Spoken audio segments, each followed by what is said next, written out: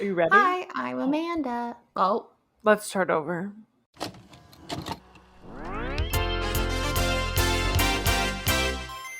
Get home from school, turn on my TV. Who are these friends staring right back at me? Now that we're older, why don't you come over and go back in time with me? 90s babies nostalgia.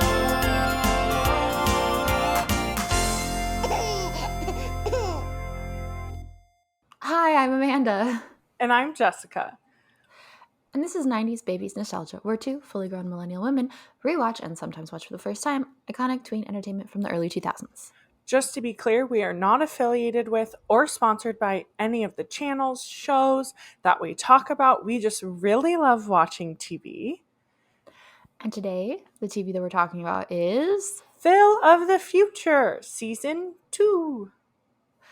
specifically, we're going to go through hand-picked episodes from the first 2/3 of the season, and we're going to leave the last few episodes that really wrap up the series in our next episode.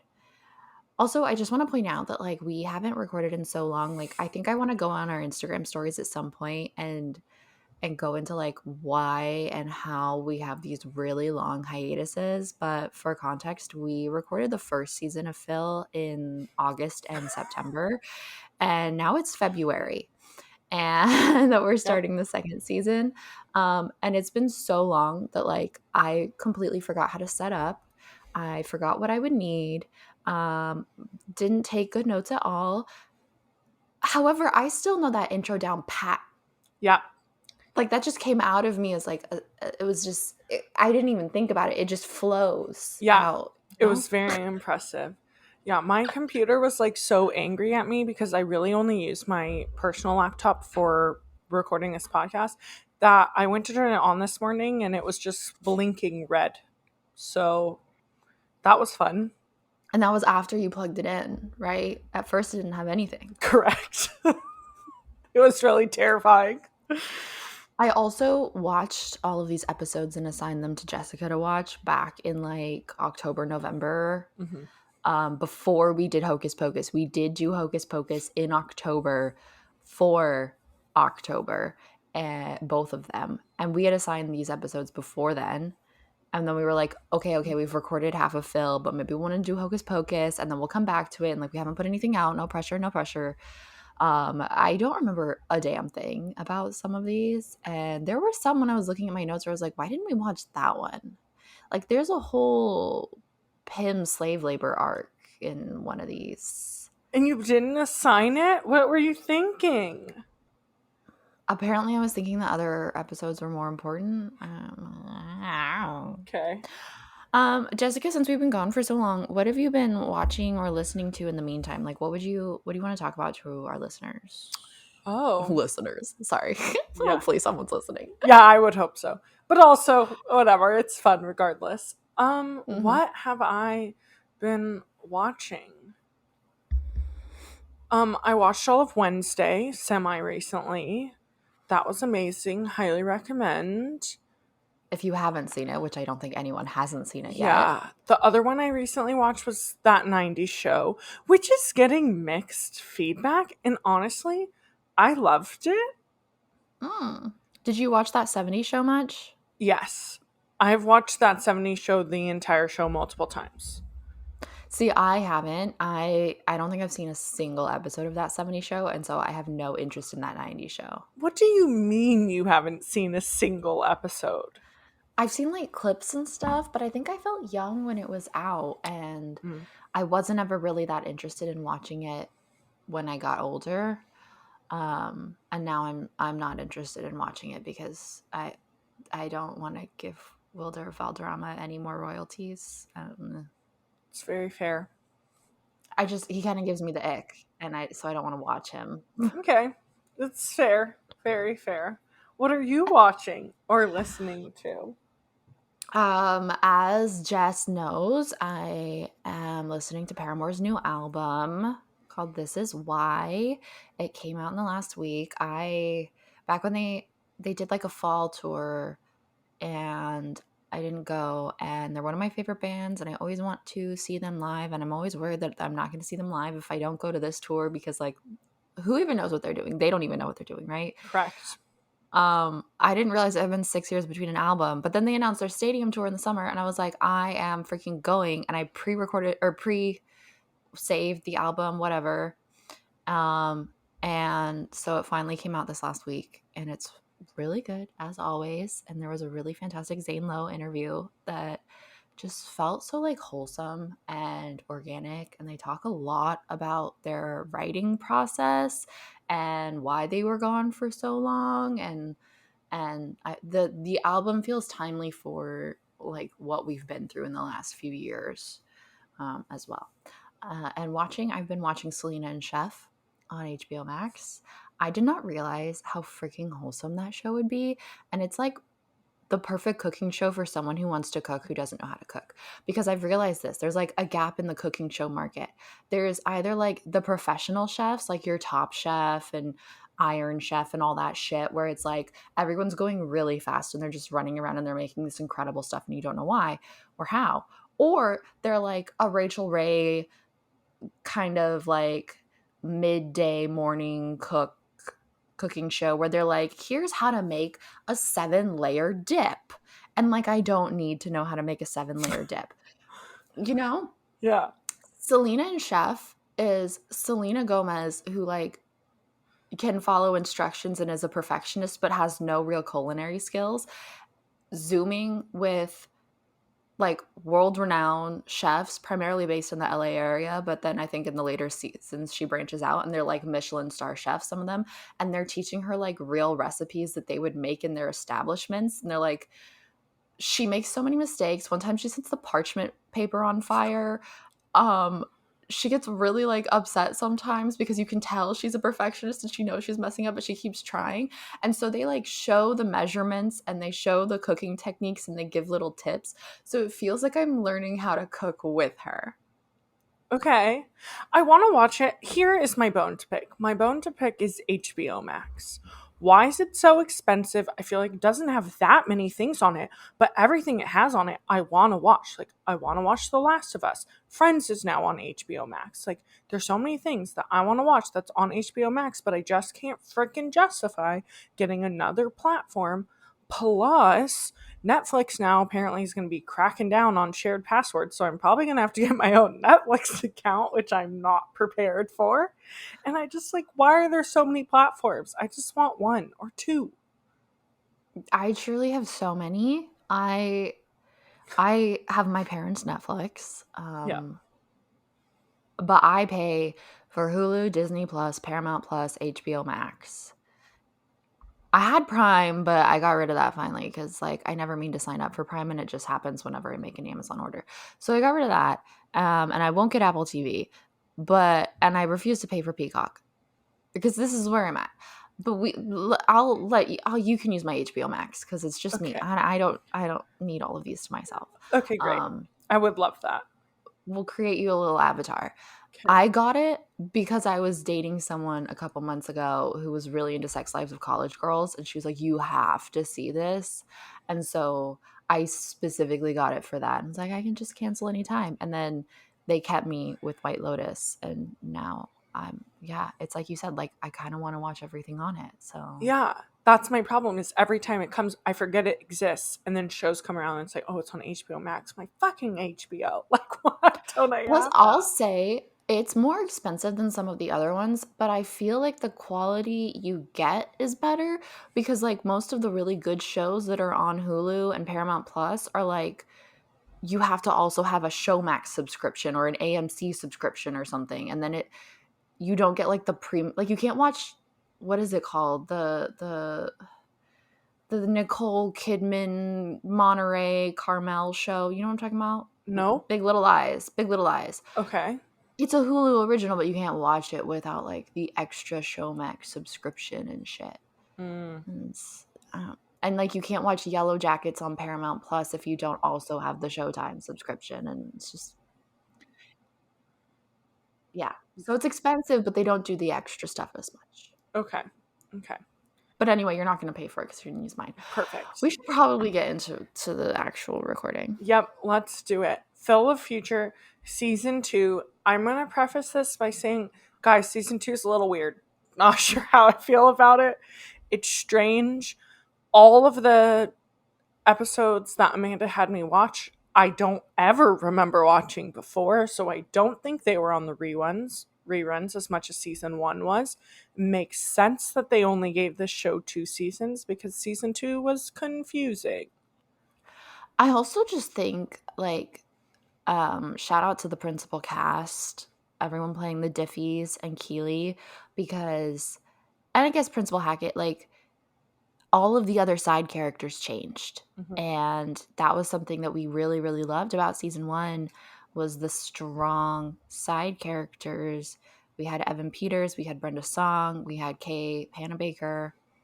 That's Kay, right? Yeah, Daniel's the older one. And all of them are gone in season 2. Like, literally never to return. And you get brand new ones, but they don't hit in the same way, and they kind of feel like caricatures of the season 1 ones.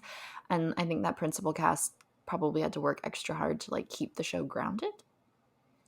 Yeah, 100%. And I feel like the flow of the season, it was confusing in season 1, but it continues being just as confusing in season 2. So it's just, it's good. It's a fun show. It's still fun. I still had fun rewatching it.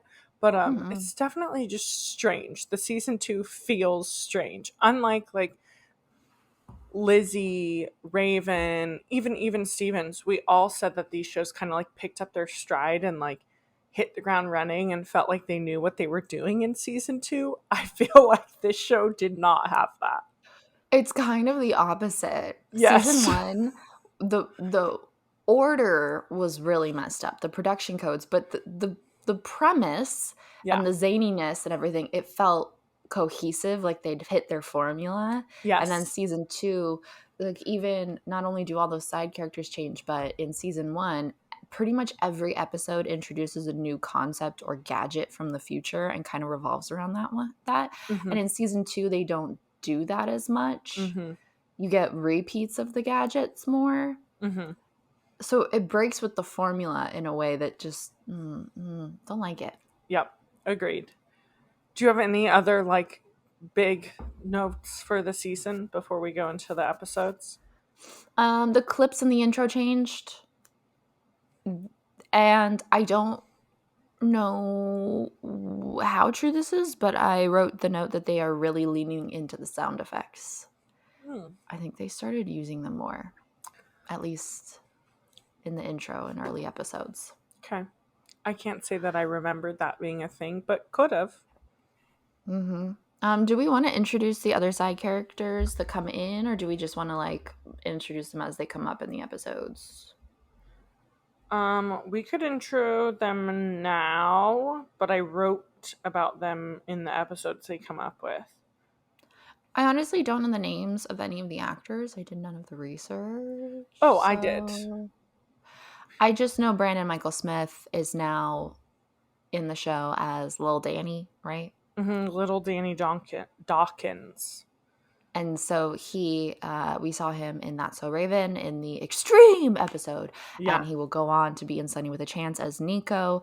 And in season 2, he sort of replaces Kay Panabaker as Pim's sidekick, except instead of being a rival, he's, like, in love with Pim and obsessed with her. And she just kind of, like, tolerates him because it's helpful to have a lackey. Yep. And around the same time that he was doing Phil, he was also Mario in Unfabulous. So he was on Nick. I never watched that show. Emma Roberts really annoyed me in that. Oh, I loved that show. And then currently, he's one of those, right? We always talk about a lot of these, unfortunately, careers for these Disney stars. Their career hits its peak and ends with Disney. He's one who has, like, continued on. He was very young when he did these shows. Yeah, he's, like, has been in a bunch of stuff, but, like, most recently has been doing a lot of, like, voice acting for Teenage Mutant Ninja Turtles. So all the newer stuff they're doing. but he's had a fairly active acting career. Good for him. Most of the time, I recognize an actor or an actress that shows up repeatedly in Disney shows before they get their break. Like China Anne McClain was in so many shows before she got Ant Farm. Mm-hmm. But I never realized that he was in shows before Sunny with a Chance. Yeah. Yeah, they kind of like snuck him in. Except he features prominently in season 2 of Phil. Yeah. So that was surprising to me because Disney loves to do that. Disney loves to try them out before they get their show. And then we also, Keely gets a new best friend named Via, who's British. Yep, she's played by Juliet Holland Rose, who's a British actress. She's really just known for Phil of the Future. She also was on 4 episodes of Zeke and Luther, and that is really her acting career summed up. Nice. She's also only in about 4 episodes of Phil of the Future. It's really not that much. I think it's 2. Actually, yeah, I think so. And it's funny because she's a big part of those episodes, and then she just like disappears. Correct. I kind of liked her though. She's cute. She's fun. Let's start with wait, we're missing, and then the last new additional character is. I just didn't want to talk about him. Why? Go ahead. Why? Well, first of all, I forgot his name, but it's Owen, right? Owen, and he's played by Michael Mitchell, and he's an American actor. He really just does TV appearances here and there. Like, he's had an acting career, but nothing like big of note. He does a couple episodes on a bunch of different shows.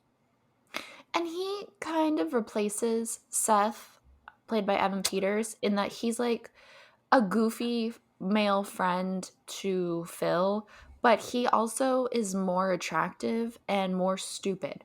Yep. Mm-hmm. He's like Seth, but also Ethan from Lizzie McGuire. That's a good way to put it. Yeah. All right. Episode 2, Virtue Date. So this one does start with our normal formula. So we open up and Phil tells Keely that he's going to use his dad virtue goggles to take Keely to visit a mall from a future, and they agree it's a date. They go shopping, they go out to eat, they do everything that you would do at a mall, and while they're eating, Keely starts flirting with their robot waiter named Robbie. And can we just point out that the restaurant is like on the beach because you can choose whatever cuisine you want to go wherever you want? Yes. It is. And so he's like a hot surfer waiter. Yeah. Okay, sorry, continue. No, that was important. And so anyways, they're like on this date. Keely starts flirting with the waiter, Robbie. Robbie starts flirting back. We see Phil get jealous. And Phil is kind of like warning Keely and being like, yo, this is a robot. Like, this is what they're trained to do. And so then Phil like disappears for a while because Robbie and Keely like run off together. And then when they come back, Phil and Robbie end up getting into a fight. Mm-hmm. And Phil ends up turning him off, like powering him down. Mm-hmm.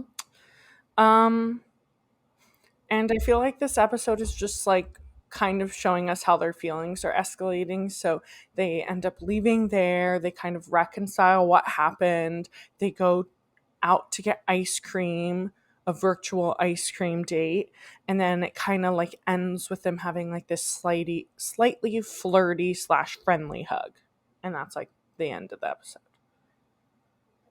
Yeah, and it kind of was like setting up this tension of Phil being jealous, but also Keely kind of enjoyed making him jealous. And I think there was a note in there that Lloyd was the owner of the restaurant or something. He was at the restaurant at some point. Yeah, there was some point where like Phil runs into his dad at the restaurant, but I don't think he's the owner, except maybe he is, and I don't remember that.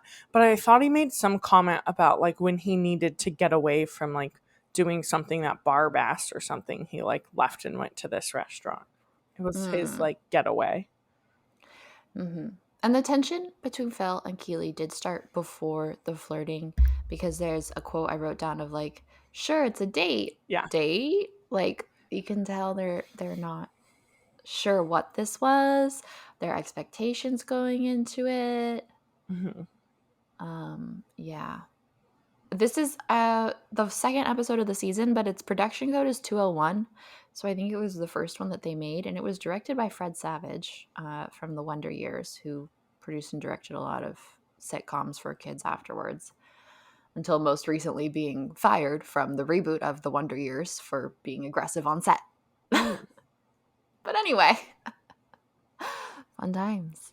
How did you feel about this episode? What are your notes? It was cute. Wait, do we want to talk about Pim's plotline or come back to it? Oh, I have no... Wait. So the fashion zombies. Yes, the fashion zombies come over to Pim's house to tell her about a sleepover that she's not invited to in like typical mean girl fashion. And then she, like, for some reason, very unlike her character, becomes like desperate to fit into a group. And so she tries dodgeball and jump roping, and then she goes to the scene kids, and she's just trying to find where she fits in, and then she learns that fitting in is not the most important thing. I remember feeling bad now that thank you for using that. Also, I think the leader of the fashion zombies is like, is it Skylar or something? I recognize her. She's been in stuff. I agree. She looks familiar. I did not write down who it was. And she is a repeat character as well for Pim. And I remember feeling bad for Pim in this plotline. I felt like Debbie, as much as she was a nemesis, was also the closest thing Pim ever had to a friend. And it was a really interesting dynamic between the two of them. Mm-hmm. And instead, now Pim has this like feeling of loneliness in season 2 that we repeatedly see. Mm-hmm. Because I wouldn't even say little Danny is her friend. No, not really. She doesn't see him as an equal. Mm-hmm. Debbie was an equal. Yeah, and I feel like it was very interesting because you never really see her try to find others, and maybe it's because she had Debbie, so she just like didn't feel the need. And then yeah, as you said, in this season, particularly in this episode, she's really trying to find like where she fits in. But she doesn't fit in because she's evil. And her goal is to take over the world, and she is evil. But I like that they added this layer to her character that she is still human, and you can be a little evil and still get lonely. Sure. Yes, you're right. Anywho, my other notes are mostly just about like why was / follow-up question is the mall such a popular place for teenagers? Like, I feel like going to the mall is something we did as teenagers all the time. And Keely is so excited, like stoked to get to go to this like mall from the future. It has to do with capitalism, and and I think, I don't know, I know like the 90s were a time when they started targeting a younger audience because the rise of the middle class, there was more disposable income, and like that's when Nickelodeon and Disney channels started, and there were more things marketed towards us. And I think the malls were similar. We had our Limited 2 and Yeah. which became Justice and whatever else, and it was like just normal to go hang out at the mall. I think it was also seen as a safe place, especially like when you're in suburbia and there's nowhere really to walk. Yeah, I guess that's true. I just And think about it Claire's. now, and it's like, how often Claire's, yes. But it's like, how often do you go to the mall? Unless you need something from the mall. I know. But back then, as a kid, it's like you could go look at the clothes, you could go look at the jewelry, you could go to the movies, you could go to the food court. There might be an arcade. There were so many things for us to do. It's a one-stop shop. I guess that's true. Um, but also this mall thing is very cool, and I'm very jealous of the idea of being able to pick whatever restaurant in whatever location. I just feel like there's too, like, the margin for error is too big. What do you mean? Like, they were supposed to have this lovely time, but except it turned into a terrible time because the robot waiter can't stop flirting with Keely. Like, I just feel like since it's so fabricated because everything is virtual, it's nice that you can go wherever you want, but I just feel like, I don't know, it could end up not going the way you wanted it to, which I guess could happen in real life, but It still. could. Conversely, someone like myself might want to go to that restaurant to be flirted with. Sure. There's a note that chores were abolished in 2016. Mhm. Obsessed. Clearly, we are well past 2016 right now. Let me know if you had to do chores past 2016, because I was a fully grown adult graduating college at that time, so I did not, let me know. Yeah. Did that happen? Don't think it did. Yeah. I like that Keely's taller than Phil in this season. Oh, I could talk about this for way too long. I love when we show taller women with a shorter man. It's so cute. They still put her in like tiny little teenage heels, even though she's already taller than him, and I just love it. It brings me joy. I'm glad. I thought that you would appreciate it. Mm-hmm. And that they didn't shy away from the romance just because she got taller than him between seasons. Yeah, and she got like a lot, like she had a growth spurt. Like she is quite a bit taller than him. Which is a little sad since he was like 18, 19 filming this. Yeah, yeah. Also, when she's trying on different outfits, the fade in the changing scene of the holograms is really bad. Mm.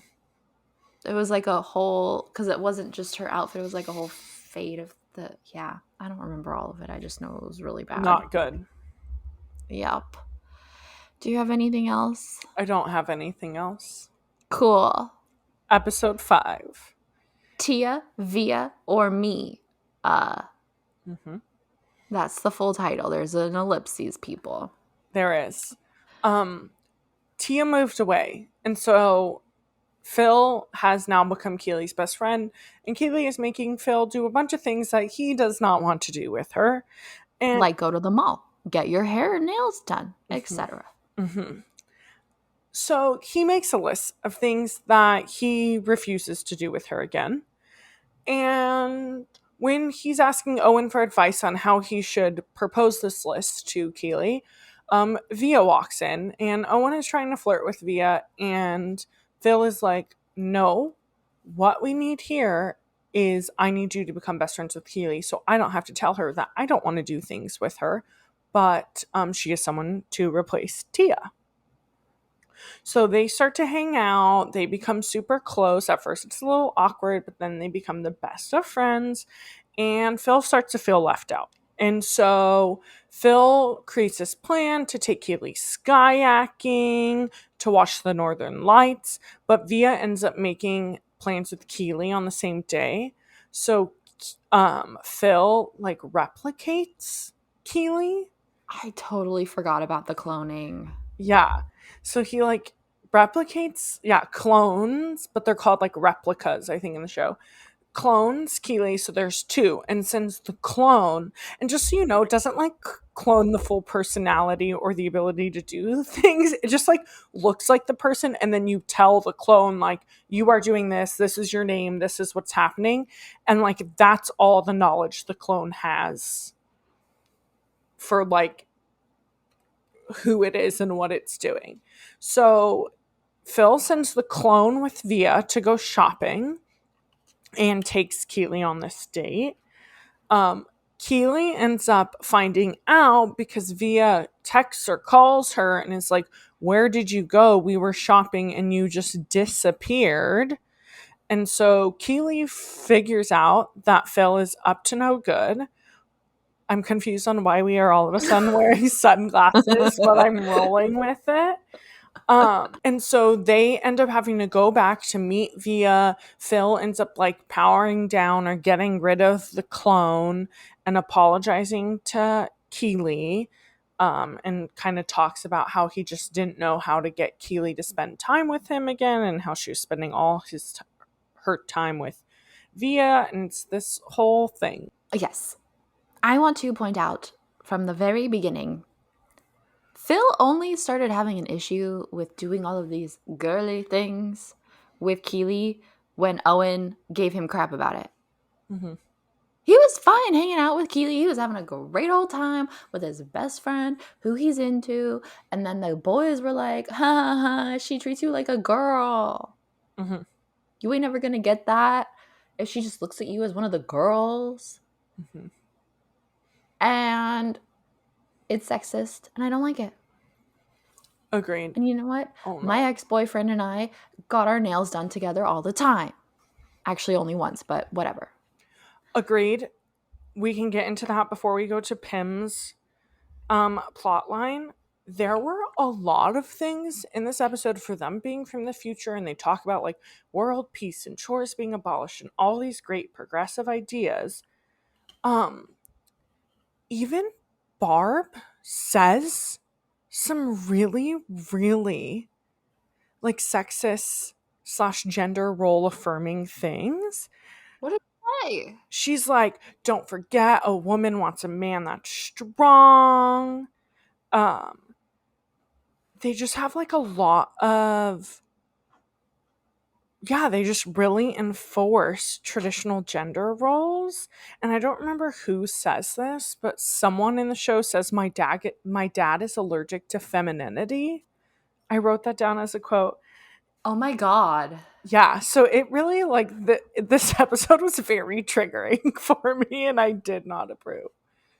That sounds like something Owen would say, but at the same time, Via's dad is in the Royal Navy, which there's a Royal Navy base in Pickford. Yeah, there's not. Newsflash. Like, very confused about all of that, because it's the Royal Navy. Also, like, are they near the water? Because nothing they've done in the past season has shown us that they're anywhere near the water. So why would a Royal Navy base be there? And they're in America. Why would the Royal Navy be there? Well, there are foreign bases. Yeah, but they're not as common, like... Sure. You're not wrong. In the big power countries to allow a foreign base.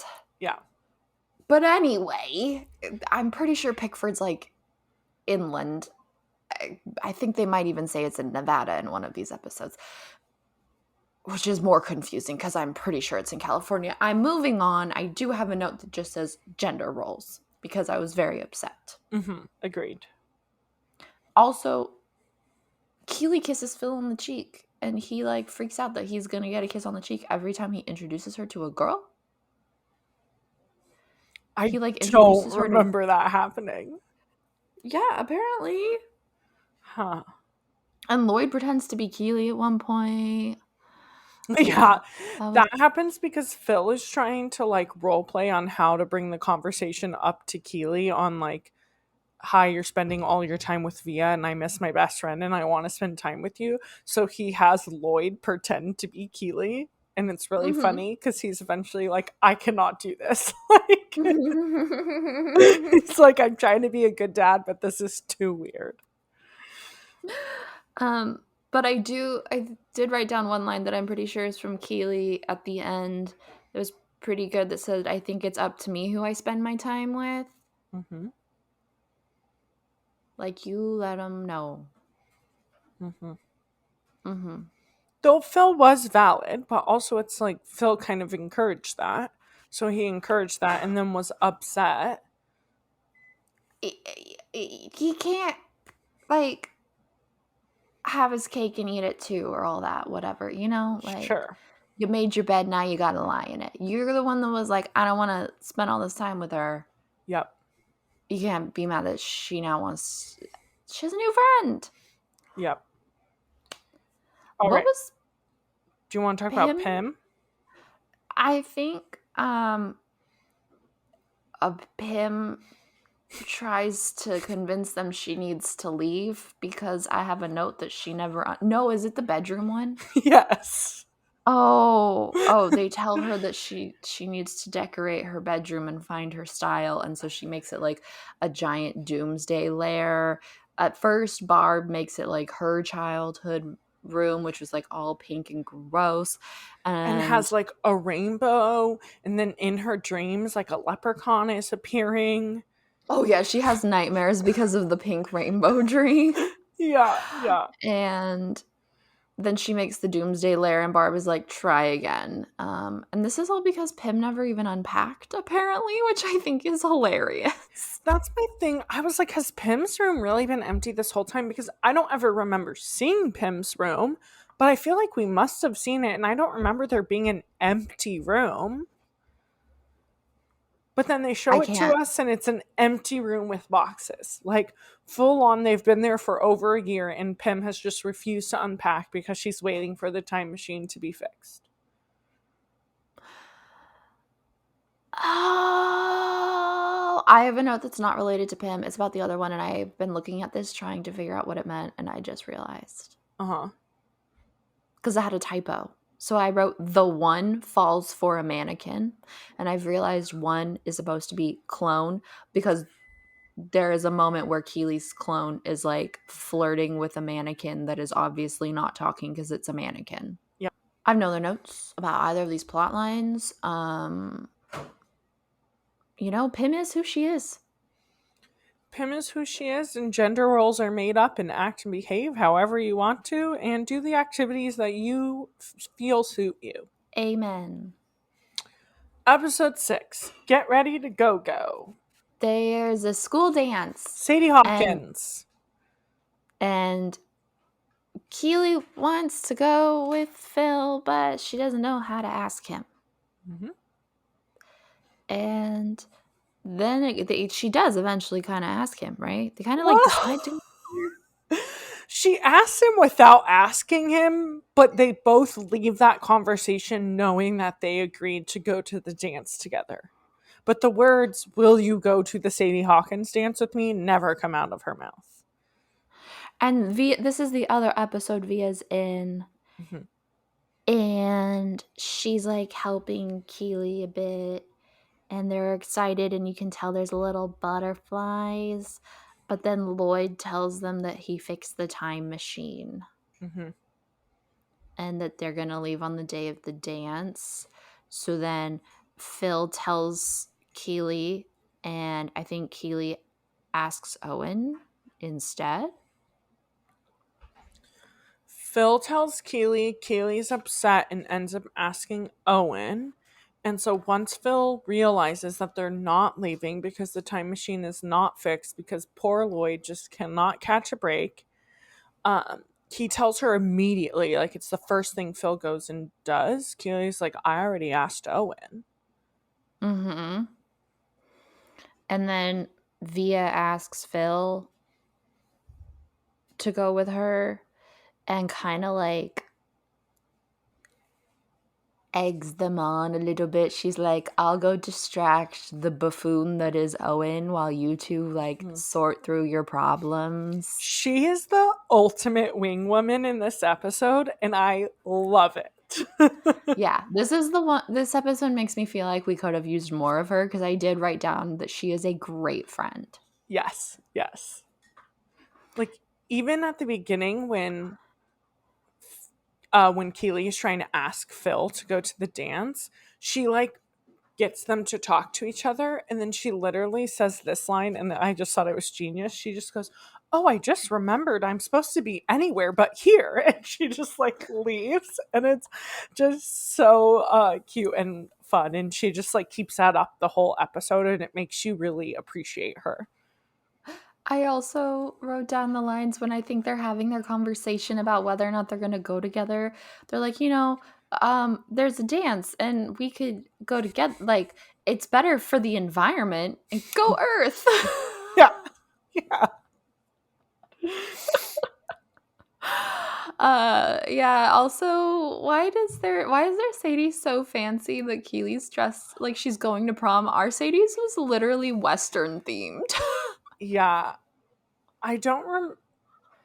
Yeah, it does feel like it's like a junior prom or a senior prom. Like they are dressed as fancy as the prom episode of That's So Raven, except they're telling us this is a Sadie's Hawkins dance. Yeah. You're not going to this dance in your khaki pants. No. Sorry. I introduced you to that song in a previous Sadie's episode. Sadie's Hawkins dance Oh, in yes. my khaki pants. Yes. Is nothing better. Yes. Oh. You Yes, did. okay.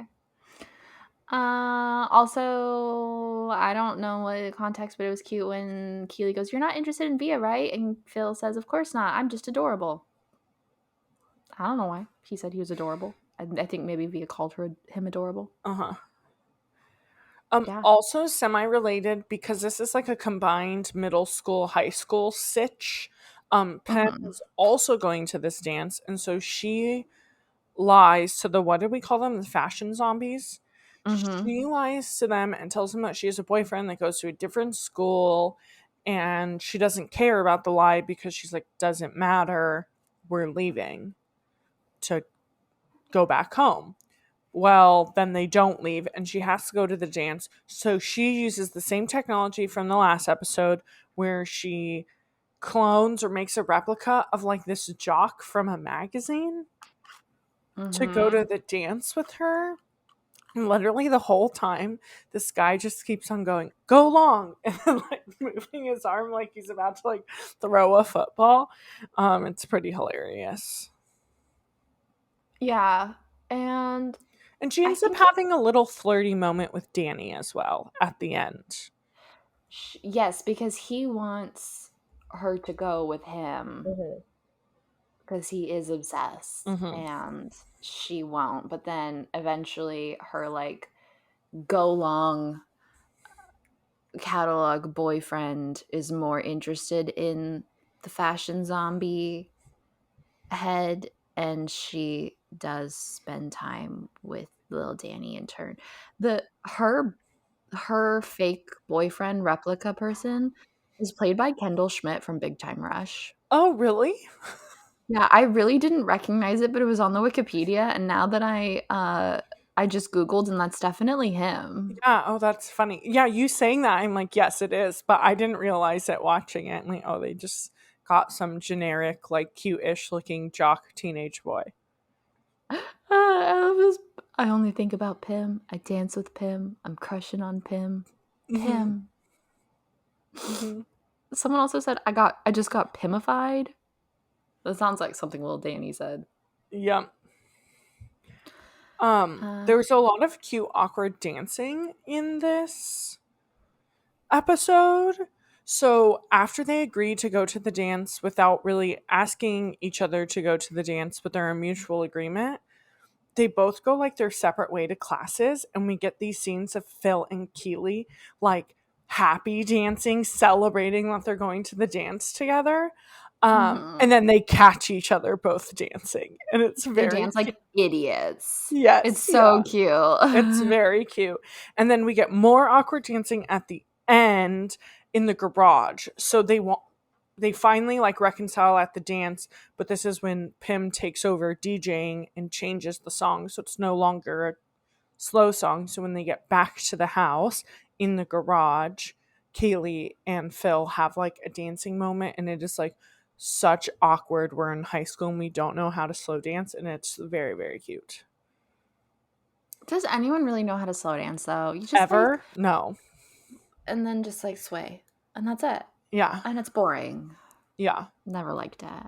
Yeah. Agreed. Episode 7? No. I have a couple more things. And by a couple more things, I think Maybe. one more thing. So Lloyd thinks he fixes the time machine, right? And he's like telling the family just wants to get back home and they don't really trust him anymore because he keeps saying he fixed it and he hasn't. And so when he explains what he does, he's like, I attach the flux capacitor to the blah, blah, blah. And he gets like super nerdy and no one knows what he's talking about. And I just really related with the family during this because Lloyd talking about the time machine is how everyone at my work talks about rockets, except they all understand each other. And me and the HR person are the only ones who are like, what the fuck is going on? And I really felt seen. That's such a niche thing Mm-hmm. because Jess works in space tech and very few people work in space tech. Mm-hmm. But But I'm people glad are you felt seen. engineers. Yes, that is true. And people have to work with engineers. Correct. All right, episode 7. Phil without a future. It's the classic career week episode at H.G. Wells Middle and High School. Yep. And Phil always knew what he wanted to be when he was in the future, but he was going to be what his dad is, which is like an engineer of time machine stuff, something. I don't remember what it's officially called. Something to do with the wizard. Yeah. And but he's like, well, that's not something I can say while I'm living in the year 2002, 3, whatever. Mm-hmm. So maybe I should consider other careers, which Lloyd is kind of cagey about. He's not thrilled. Mm-hmm. And he has a whole identity issue and takes an aptitude test that tells him he's going to be what? Okay, wait, we do need to we need to What? backtrack a little bit. So the way that Career Week works at HG Wells is there's a lot of booths, think science fair, except they're all separate careers. And at the end of the day, we say it's Career Week, it's Career Day. At the end of the day, you have to decide what you want to be. And if you don't walk away with a pamphlet or 2 pamphlets in your hand, then you have to take this career placement test. And so Phil didn't pick a career, so he has to take this test. Except he fights back and is like, this is bullshit. We are children. We shouldn't have to take this test. We're just kids. We shouldn't know what we want to be when we grow up. So then he gets detention. Also, I think his teacher makes him feel like he's stupid and aimless for not knowing what he wants to be. 100%. Like, I don't think he was upset about not knowing until he was treated that way. It was like a bad thing to have to take the aptitude test. Yes. But then... Yeah, he really talked down on the students who had to take the aptitude test. Like, you spent all this morning and you couldn't pick a career. But then Phil realizes that the inventor of the wizard, Ricky Singh, is in his class taking the aptitude test. And so he feels better. Mm-hmm. Which was so weird. This episode is so weird because when it goes into Phil going to detention, the entire group also rips up their tests. But then this like detention scene turns into like a prison scene, and like Phil gets one call and he gives the one call to Keely, and then Keely like breaks him out of prison because he's in solitary. Like, it was very strange.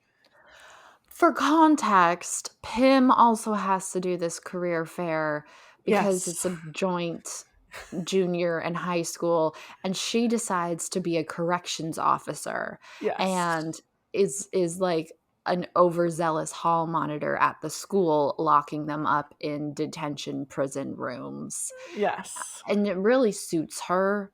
You know, some people are like, but you're always up to no good. And she's like, but this way I get to be up to no good and also get paid for it, which is a great take on what a corrections officer does. You know, she gets to be mean to people and it's the thing she's supposed to be doing. Mm-hmm.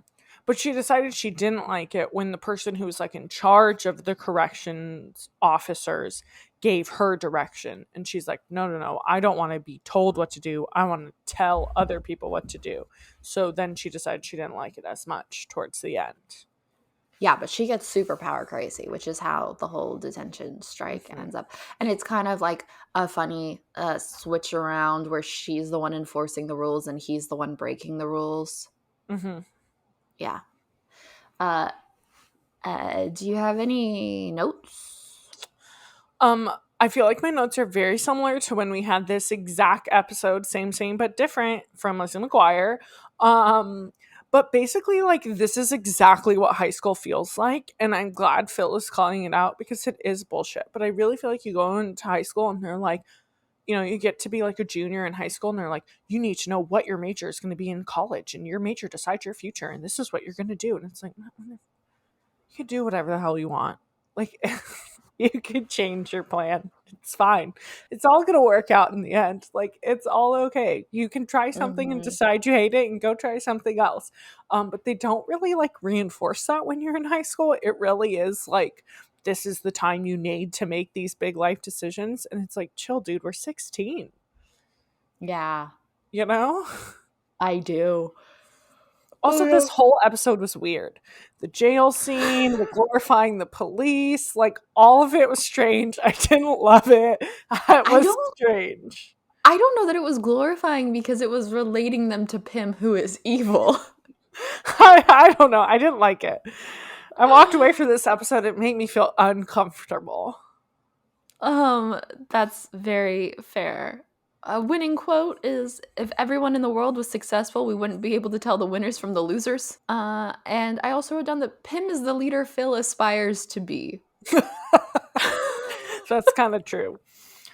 Because she knows exactly who she is and what she wants. And Phil thinks that he does until he realizes in this episode that he doesn't. And that's kind of where the identity crisis comes from. Yep. But also, I really like that Keely wants to be a journalist, a reporter, because so often when they had these Disney Channel stars who were singers, they'd write that they want them to be a singer. And Ali Machaca does sing in a couple of episodes, at least one. And she started, like, Ali and AJ started on Hollywood Records around the same time as this show. But instead of her wanting to be a singer and repeatedly having her sing in the show, they have her want to be a reporter. And I don't know how many of those episodes you end up watching, Jessica, but it is a regular recurring plot line in season 2 that Keely is trying to be like a serious journalist, which I kind of really love. Yep, me too. It's one of the better things that they added to season 2, in my opinion. Agreed. Episode 13. Phil. Wait. No? I just wanted to give a shout out to episode 2, Pimsicle, in which someone gets to be principal for the day, and Principal Hackett runs against Pym, and Pym wins, and that's where she really is like, she's really awesome. Why did I not watch this episode? It sounds fantastic. The dad applies to be VP, and he says, my biggest weakness, I would have to say caring too much. Oh my god. Okay, episode 13, Phil of the Garage, which is production code 220. So again, we're all over the place. Yeah, Phil moves out to the garage. It's the title is what it is. So Phil's room starts to become Lloyd's storage closet for all the like time machine fixing equipment because he runs out of room where he's fixing the time machine. So everything's in Phil's room. Something blows up. His literal room crashes to the floor of the living room, which, confusing. Don't understand how that happened. Sounds like a hazard, and like the whole family shouldn't be living in the house, but let's forget about that. And so they're debating what to do, and Barb suggests that Phil bunks with Pym, which, like, we all fucking know is never going to happen in a million years. Why would she even suggest that? She's crazy. So stupid. But yeah, it's never happening. And so Phil chooses to move out of the garage, or move out to the garage with Curtis. And so Curtis and Phil are living together. Curtis is like a neat freak and is upset that Phil's like a little messy, and it's actually very cute and hilarious. And Curtis so, is really evolving in season 2, by the way. He yeah. learns a lot more English and he has a lot more executive function. Yeah, so Curtis realizes like what's going on with Phil's room, and he's like, I know how to fix that. So they go to the construction store, Hardware. home hardware store. Hardware store. Mm-hmm. Okay, so they go to a hardware store, they get some stuff. Curtis is working on fixing Phil's room, and he ends up actually moving into Phil's room. And Phil's still staying outside, living in the garage. Keely chooses to throw a housewarming party, and his parents are really treating him like you chose to be on your own, so now you need to pay bills. And if you don't want to move back into the house, even though he's literally on the same property, the garage is probably, I don't know, the way their backyard's set up, it looks like the garage is separate from the house, but still, it's weird how like his parents are very like, if you want to be independent, then we're gonna treat you like you're independent. And so then during the housewarming party, they end up cutting the electricity because he hasn't paid his electricity bill. And Pim is starting to get annoyed with Curtis living in the house and wants Phil back. So she cries to her parents and convinces them to have Phil move back in the house. And that's that plot. Wait, did you mention that Curtis was living in Phil's room? Yes, that he fixed it and then he moved in. Right. You just zoomed through. I remembered almost none of the details, but I have a lot of notes on this episode. Mm-hmm. Where, I have a question. Yeah. Where is Lloyd fixing the time machine? Because in my brain, he's fixing the time machine in the garage. But that's confusing because Curtis is living in the garage. Well, the time machine is like an RV, so it's like parked outside. But I always imagine he's doing more work in the garage than the backyard. Yeah, me too. But then it would be really inconvenient to be using the second floor bedroom as your storage closet. Yep, all very confusing. Yeah. It's a teenage privacy episode Mm-hmm. with a twist of the whole independence stuff. Which I have to be honest, I did not love. Yeah, they bill him for food and utilities. Even though, like, I don't, to me, they're acting like he's being defiant. He moved out of the house. Like, maybe throwing the house party was a little crazy, but, like, that was Keely's idea. And that house party was popping. I was like, how did they fit this many people in here? Also, they know this many people? And then they turned off the electricity and they're like, what can a bunch of teenagers do in the dark garage with no supervision? I also wrote, what is up Phil's butt this episode? Really? See, I felt like nothing was up Phil's butt this episode and everything was up to parents' butt. It was unfair to him, but he was also he was giving moody teenager drama. Like, he was just As like, he should. like, and they were uncool, you know, they shouldn't be using his room like that, but he was just like, I'm done, I'm out of here. And I do think he was like extra hard on his parents. He was like, no, like, I'm getting too old to be in this house, like I need to be in the garage and be on my own, which is why they were also harsh. No, you didn't get that. Nope, I'm on Phil's side. Fuck the parents. Okay. I just wrote, like, kids always go from 0 to 100 in these shows. Well, yeah, that too. But also, like, his dad blew up his room. Literally blew it up into a cajillion pieces. And he just expects Phil to be okay with that? It was the room, and it was also, it was like Pim using the bathroom for a really long time. Is there a bathroom in the garage? I don't think there's a bathroom in the garage. I thought it was really cute though how Pim missed him, and Pim and Curtis start this whole rivalry because he's, I don't know, he's making her look bad, he's driving her nuts, and she and Phil see each other at night, and she's like, you're a much more worthy opponent. And there's one point where she wakes up from a nightmare or something, and Phil's like, another nightmare about the collapse of the capitalist system. Yeah. That's what my dreams are made of. Yes. I don't really have other notes except that like Curtis should become a professional organizer because like what he did with that garage, he has like a little rotating closet system, like everything has its place, it's organized, it like he knows where it goes, like he just really knows what he's doing.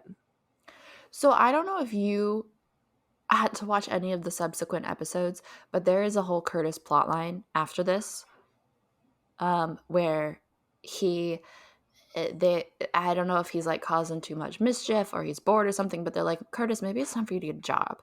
And he gets a job at a hardware store, and then later Lloyd needs a job and tries to get a job at the same hardware store, and he only does because Curtis gives him a recommendation, and Curtis is like a star employee. Like he's very good and the manager really respects him. I fully believe that. Watching Um, Curtis in this episode, I was like, Curtis has come into his own. He is a man. Like, look how efficient he is being with his space.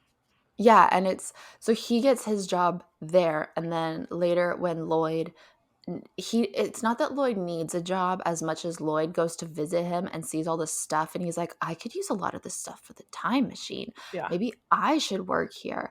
And he really doesn't know anything. And the lady that runs the store is like, well, you're lucky your friend over there gave you a really good recommendation and we really trust him. And then Curtis ends up being his supervisor, makes him like sweep the floor. Cause Lloyd's being kind of rude to him and acting like he doesn't know what he's doing, and he knows what he's doing. Yeah. Anyway, it's pretty great. Curtis does come into his own in season 2. Mm-hmm. I have a note that says Pickford Swank District. No idea what that's about. Also, apparently, the football team won the Teriyaki Bowl. Lol. That was why they had the party. No, they had the party as a housewarming. Oh, Keely after the football team won the Teriyaki Bowl. Correct, and they all showed up. Someone says, what? Followed by 3 doors, like going through 3 doors. And then I think it's Pim who shows up going through the 3 doors and says, couldn't help it over here. And it's clearly some physical comedy, but I wrote that it is so funny. It's the funniest thing I've seen in this show. Like, Clearly, I did not cracking up. find it that funny because I don't even remember it happening. I think it might be when he's talking about moving out and she's like, couldn't help it over here. Whatever. You didn't think it was funny. And Curtis has to thank the earth, sun, and wind. And one time he accidentally skipped wind and a storm immediately starts. He didn't accidentally. He chose because he's like, oh, we don't have enough time. I'll just skip wind. And then afterwards he's like, can't skip wind. And they couldn't because it was really blustery out there. I do want to make a quick interruption and just say for anyone watching on YouTube, if my camera footage is literally awful, it's because I adopted a dog since the last time we recorded. And he is just bashing into my tripod and there's nothing I can do to stop it. He's living his best life. He's doing what he does best, and there's just going to be some shaky footage from time to time. And if you're watching on YouTube and you see how ridiculous I look, I have lost my mind. Okay. And I'm just going with it. It's entertaining me. It also, every time, because I'm looking, right, most of the time I want to look at my phone, but I glance down at you and just everything with your hair, you're just like progressing throughout this episode and I'm really enjoying it. Thank you. Honestly, I've been wearing sunglasses so long that when I take them off, I'm like, holy crap, it's bright out. Okay, anything else? Or are you ready for episode 14? It's a wonder-filled life. Yep. All right. Sorry. Oh, that was you. Sorry. I thought it was Chris. I was going to be like, Christopher. No, I had a little ASMR moment. Sorry, guys, I'm thirsty. Damn, bitch. Okay, after embarrassing himself... Okay, I'm going to read the Wikipedia summary, and then I'm going to see if I remember anything about this episode. Okay. After embarrassing himself with his knowledge of future history, Phil gets fed up with having to be dishonest about where his family is from. Mm-hmm. Phil comes clean to the world, but his newfound fame destroys his friendship with Keely. After she leaves him, the whole experience is revealed to be a vision Phil has. Meanwhile, Pim goes up against Helka the Holka at a weightlifting competition. Mm-hmm. That's the Wikipedia summary. That is the most detailed Wikipedia summary any of the episodes in season 2 has. Mm-hmm. aside from the last one. Mm-hmm. That's pretty accurate, I would say. So Phil tells everyone he's from the future. He decides he wants to admit he's from the future, and then Barb shows up, except she's not Barb. She's like this angelic woman called the Timekeeper with like long curly hair. And she's like, I'm gonna give you the chance to turn back time and to not tell everyone that you're from the future. And he's like, nah, fuck this. Like, I want to know what life is like if people actually know the truth. And so throughout the episode, she pops up and gives him multiple times to turn back time. And eventually, as it says, it reveals to be a vision, but eventually he does kind of come to terms with like this is jeopardizing him and Keely's friendship, and that he does want to turn back time because that's how much their friendship means to him. So it's a play on It's a Wonderful Life when he was like, everyone would be better off without me. And Curtis makes it as if George Bailey never existed. And then, realizes it wasn't really the right thing to do. I do have to say though, like everything is literally going his way. People love him. People love the new technology. Like there's really honestly nothing bad. Like they don't show his life crumbling or things getting harder for him. The only negative is it makes his relationship with Keely slightly more challenging. I'm like, I feel like to make this more believable, there needed to be like more problems. Well, doesn't that go to show how much his relationship with Keely matters? Yeah, I saw it almost as it was like too over exaggerated. That like everything was perfect except for this one thing, which I guess I'm like, okay, yes, their relationship is important, but we've already known that. I would rather you show me a romantic Phil and Keely episode instead of this episode. I thought it was important to the premise of the show of like what would have happened. It's the fun hypothetical. What would happen? It's like when Eddie tells everyone that he's psychic and Raven gets to see what it could have been like for her. You know? That episode was wild of Raven. I loved it. I really loved the information we get. Okay, so when he embarrasses himself with knowledge of future history, that is because they are talking about President Abraham Lincoln in class, and he goes off about how he was a dark, evil man known as Stinkin' Lincoln who got locked away for life after in 2049 being cloned. And yeah, it was like they cloned him and then the clone went bad and he became known as Stinkin' Lincoln and locked away. Which was really funny that they chose to make Lincoln evil. I also thought this was weird. Clearly it was a vision, right? So things in visions happen differently, or a dream. However, I do think it's weird that they show like this timekeeper appearing and you have the opportunity to turn back time and don't tell people you're from the future. You're not allowed to do it. All these things. Except when he told Keely he was from the future, nothing happened. No one cared. No one showed up. He was just allowed to tell her. Maybe because she's so inconsequential, it didn't like change history at all. Got it. I guess that makes sense.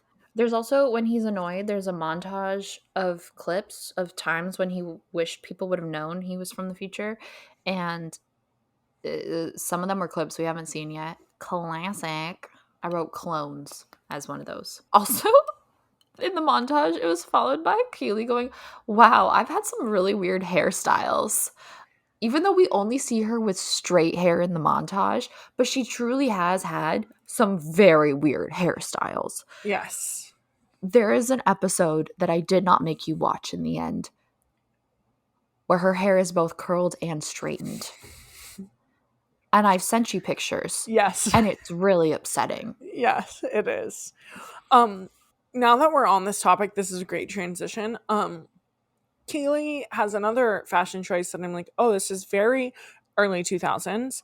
She is wearing a strapless top, like a blue Like a tube top? strapless top, a tube top. It's very cute, except you can clearly see her clear bra straps sticking out of the strapless top. And like, do clear bra straps exist currently? I don't know. I don't wear bras really anymore, and if I do wear a bra, it is not one that would ever be strapless or would require adding like straps to it. That is just too much for me and sounds uncomfortable. However, when I was Keely's age, I for sure had a bra with clear bra straps, and that just feels very early 2000s for me, and it just, I loved it. I don't know that I noticed it, but I do love a good clear bra But strap. also, I was like, that definitely would be against high school dress code. You To know? wear a strapless top, it would be. Yeah. That's, yeah, not the bra straps, not the clear bra straps, but the tube top. I mean, it was also usually against dress code to see your bra strap, but if it's a clear bra strap, one would argue. You can't see You're not it. seeing the, yeah. This is where I wrote, what happened to Owen and Via? Because neither of them are in this episode, which felt like an important episode to have your friends reacting to the news. 100%. Because if you want to show the way that it impacts people. Yeah. All the rest of my notes are on Pim's plotline. I don't have any on her, really. So I just have that it's unlike Phil to not consider Pim when telling everyone he's from the future. Because Yeah, he doesn't. that is very true. Yeah, he doesn't tell her that he's thinking about doing that, which is strange. And then also that there's a point where they say they've been stuck there for 2 years, but earlier in the same season they said it was only 10 months so far. So I don't know. Well, in the episode with Pim's bedroom, don't they say they've been there for over a year? Maybe. And that she needs to fix her room because they've been there for over a year? Maybe. Tell me about Pim's plotline. Yes, she's doing this like weightlifting / fitness competition at school against, what's her name? Helga the Holka. Helka.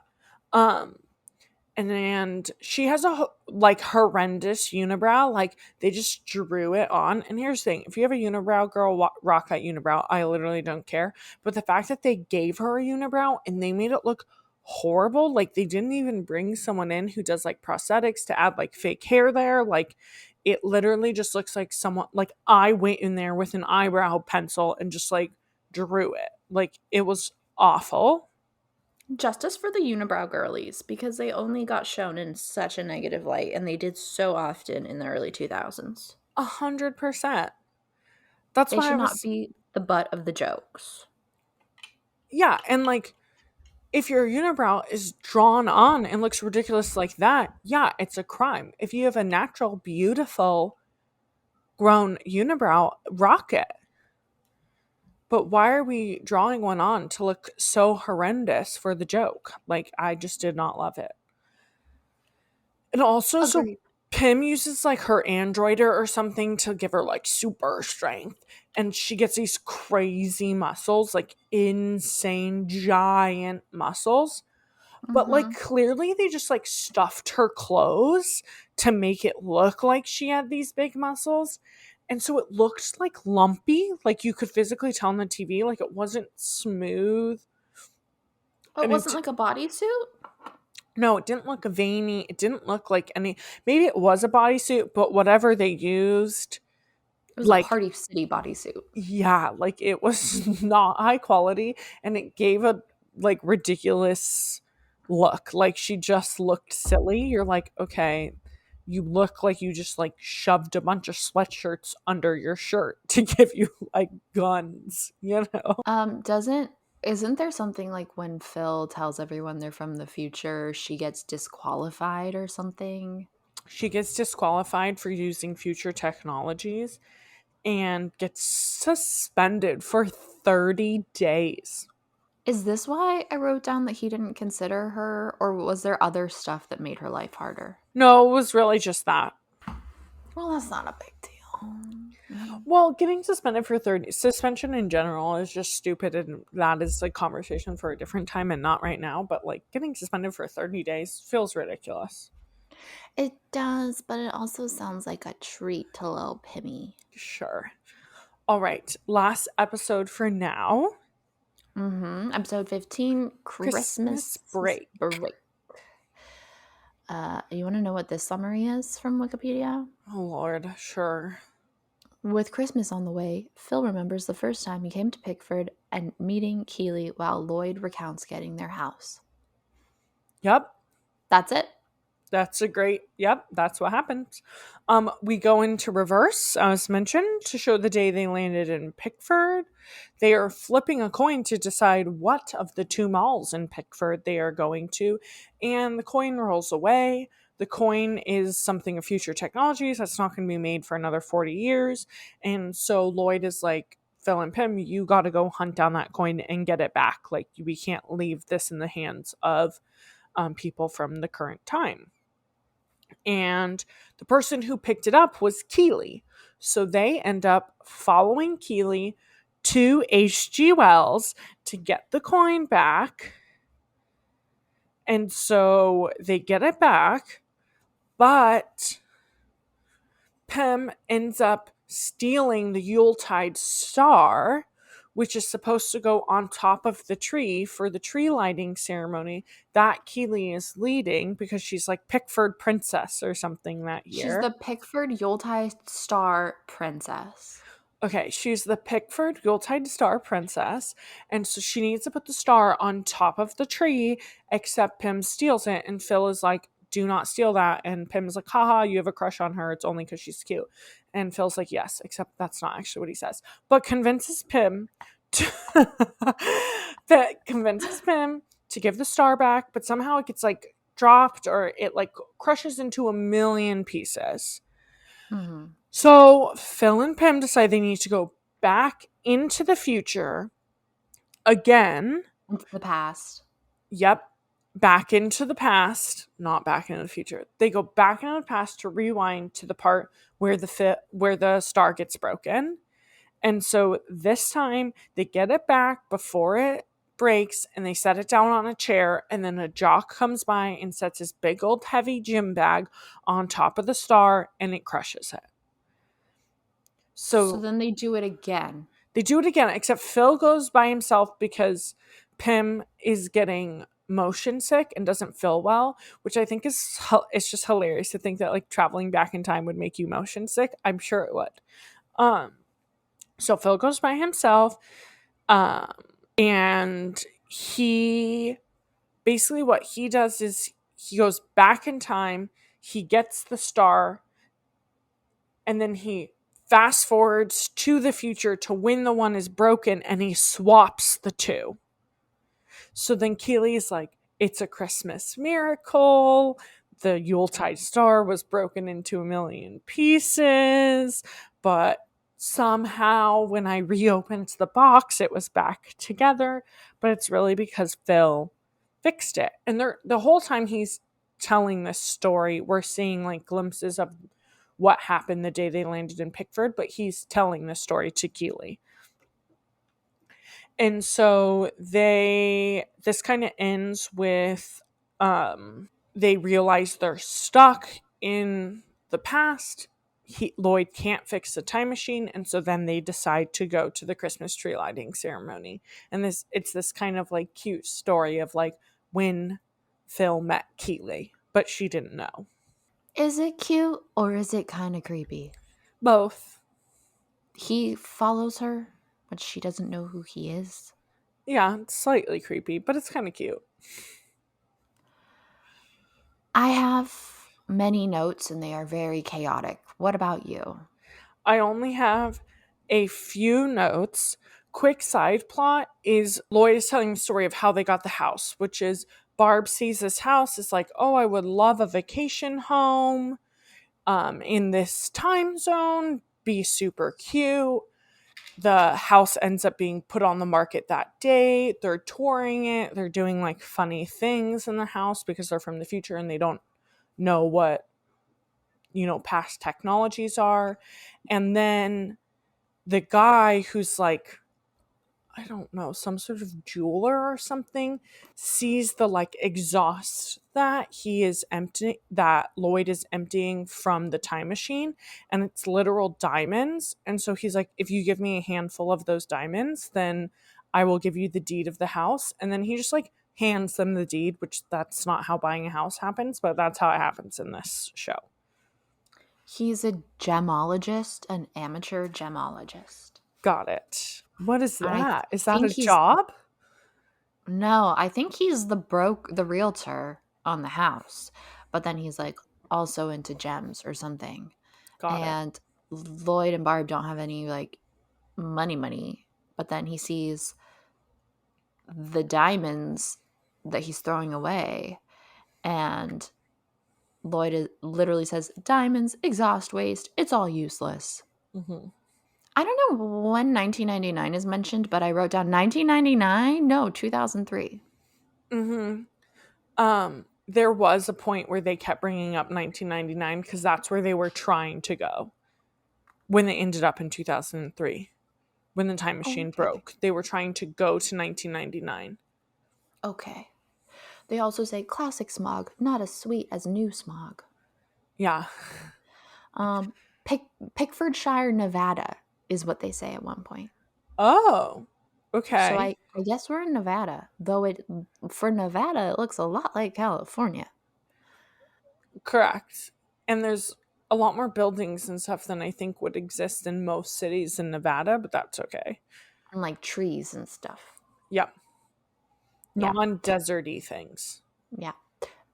That is an ugly star, is my next note. It is a really ugly star. I didn't hate it, but yeah, it wasn't great. It was ugly. Okay. There was a line, "This school and its parent company, the Pickford Land Company, are not liable." Mm-hmm. What was that about? Like, what? I don't remember exactly, but Principal Hackett like kept saying it every single time the star was about to get broken.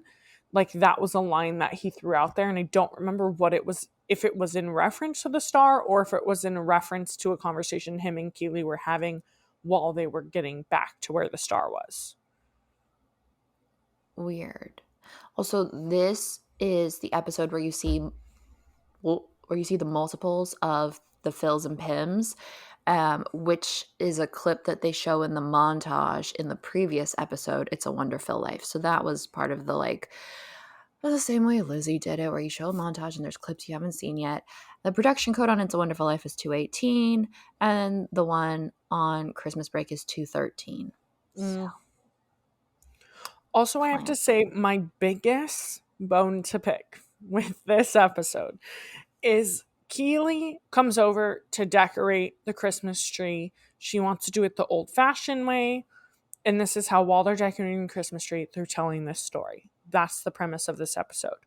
Well, before they start decorating the tree, Keely says, the order that you trim a tree is ornaments, lights, tinsel, candy canes, strung popcorn, and finally the star. What fucked up person is putting on ornaments before they put their lights on the tree? That is wrong. Your lights go on first. It literally would be a disaster if you were trying to put your lights on the tree after all your ornaments were hung. Who approved this line? What person in the writer's room did not catch it? It made me so angry. I rewound 3 times to make sure I was not hallucinating and that I was hearing it correctly. Maybe they threw it in just to fuck with you.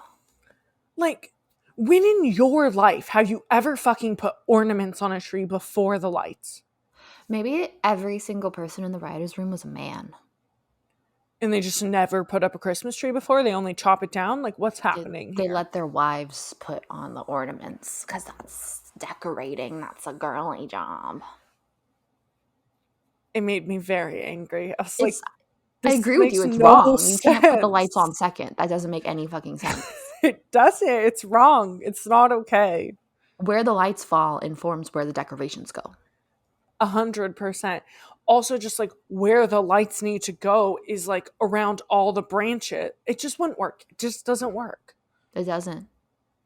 Also, it's just a lot on a tree, but like I guess you do you. Like if it's gonna be fun. Eh. Yeah, I love a crowded tree, but yes, it is a lot. We also learned in this episode that if they hadn't gotten stuck in the past, they would have gotten stuck in a time storm. Yeah. And they don't know when they would have been Shot out. gotten out of the time storm, because then he references friends of theirs who got stuck in a time storm, and Pym goes, "Who?" And he was like, "Exactly." Which sounds terrifying. It does, and it makes it sound like they never got out of the time storm, like those friends are still stuck in it. So it's like, is this just like a permanent thing? Is it like a black hole, like you get stuck in a time storm and like where do you go? And it adds like danger to the premise that at the beginning there's just like this fun family going on a casual time travel trip through the ages, and then you find out that things like time storms exist. Yeah, crazy. It's not so low risk as it sounded. It's Mm-mm. not such a casual vacation. Mm-mm. Do you remember the chant? I guess you just watched this episode, so did you write down the future take on "Oh Christmas Tree"? Oh my god, no, but it was like a commercial. It was an ad from the Yeah. future, and it was, "Oh, Robo Tree, Yeah. please don't kill us. Put our kids down." Yeah. It followed a tune. I swear. I just I don't know how It those was words the fit. same to "Oh Christmas Tree," so it was Yeah, like, I was like, "Oh "Oh, Robo Robo Tree, Tree, oh, Robo Tree, please don't don't kill kill us." us." And then, But yeah, it was like "Please put our kids down." yeah, it was like a full on song. Like it had multiple verses. And the whole Diffie family was like singing it as they were lighting the tree. Yeah. It was Which kind of was- terrifying. Yup. Imagine those ads. Also, at the end of this episode, once Keely finds out like what Phil did in the past for her and stuff, she ends the episode with the line, "Phil Diffie, you're the most wonderful boy I ever met." Oh my god.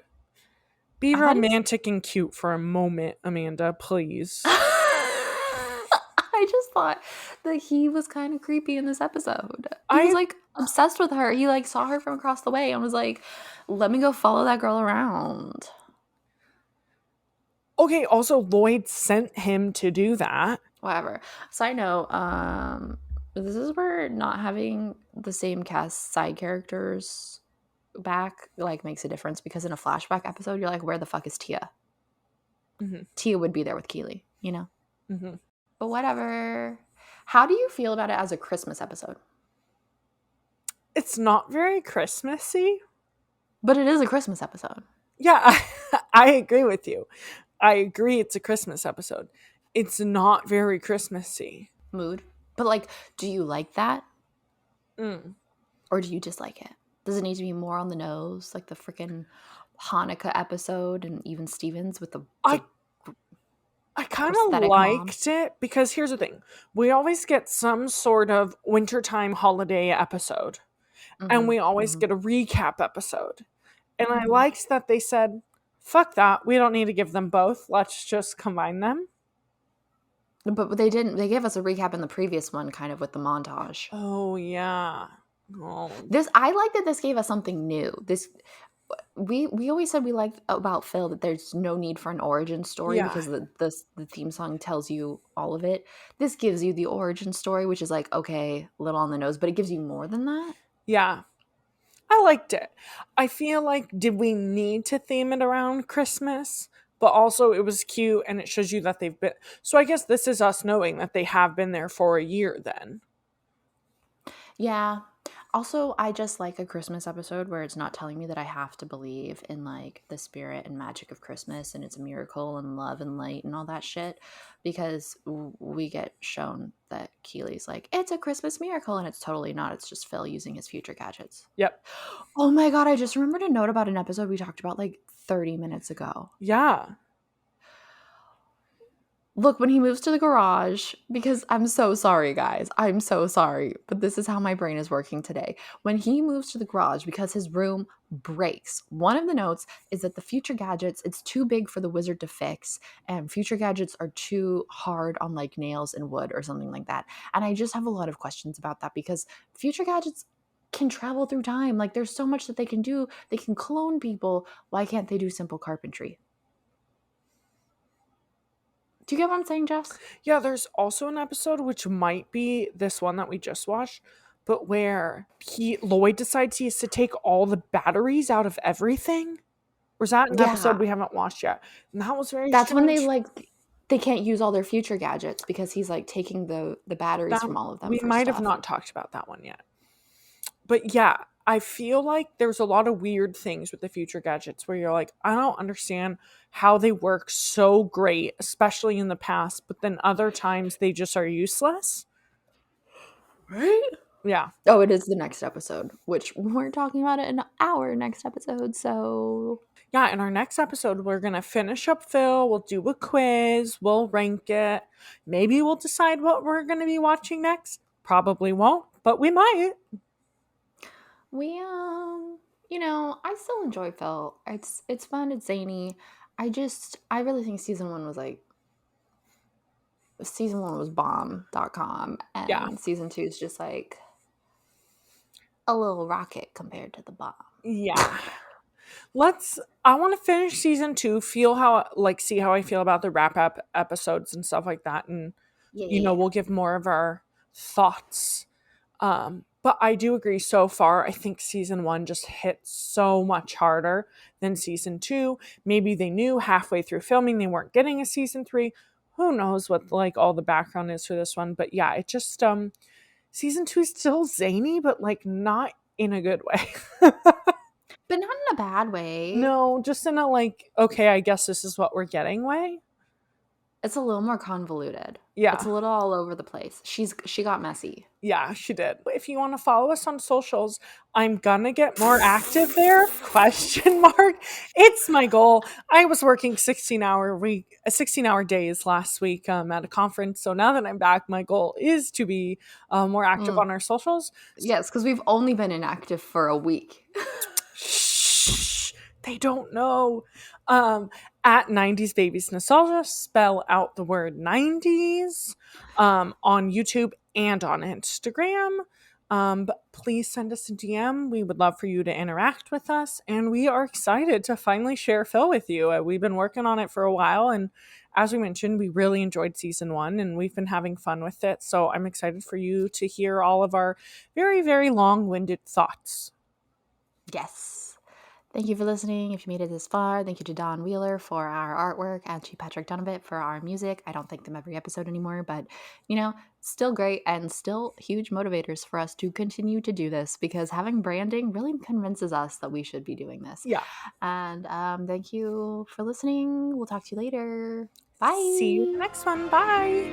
Baby's nostalgia.